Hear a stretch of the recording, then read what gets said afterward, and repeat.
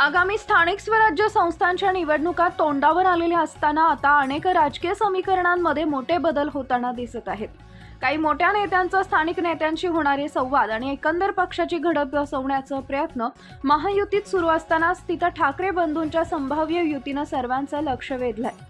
Shiv Sena UBT पक्षाचे प्रमुख उद्धव ठाकरे आणि MNS महाराष्ट्र नवनिर्माण सेनेचे प्रमुख राज ठाकरे यांनी राजकीय दुरावा मिटवत काही दिवसांपूर्वी एका विजयी मेळाव्यादरम्यान एकत्र येत मराठी जनांची मनं जिंकली।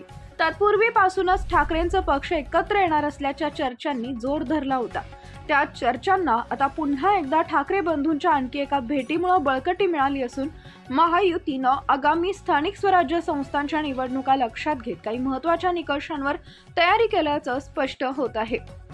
उद्धव ठाकरे आणि राज ठाकरे या ठाकरे बंधूंच्या संभाव्य युती विरोधात महायुतीचा प्लॅन बी नुकताच समोर आलाय, जिथं महायुती कोणताही धोका पत्करण्याच्या तयारीत नसून त्याचसाठी आता रणनीती धुरंधरांकडून प्रत्येक लहान मोठ्या गोष्टींच्या अनुषंगाने विचार केला जात असल्याचं स्पष्ट होतंय।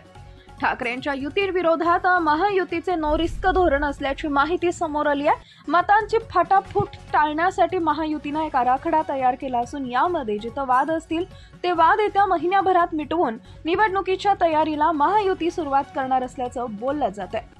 BMC इलेक्शनचं महत्त्व लक्षात घेता मुंबईतील प्रत्येक वॉर्डची जबाबदारी महायुतीतील आमदारांकडे देण्यात येणार असल्याचं कळतंय। महत्त्वाचं म्हणजे आगामी सणासुदीचा दिवस लक्षात घेता त्याच दरम्यान सामान्य मतदारांच्या नजरेत भरेल असं आणि स्मरणात राहील असं काम करण्यावर महायुती भर देत असून सणवारांवर लक्ष केंद्रित करताना दिसत आहे।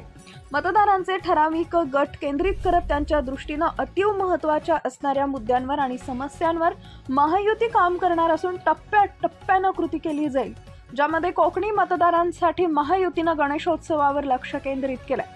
गणेशोत्सवासाठी मोफत रेल्वे सुविधा, ST बसची व्यवस्था महायुती करणार असून त्यासोबतच गोविंदा पथक गणेशोत्सव मंडळांना जोडण्याचा महायुतीचा मनसुबा असल्याचं म्हटलं जात आहे। यामुळे सण उत्सवांच्या या काळात उत्साही वातावरणाला राजकारणाची किनारही असणार असं म्हणणं गैर ठरणार नाही।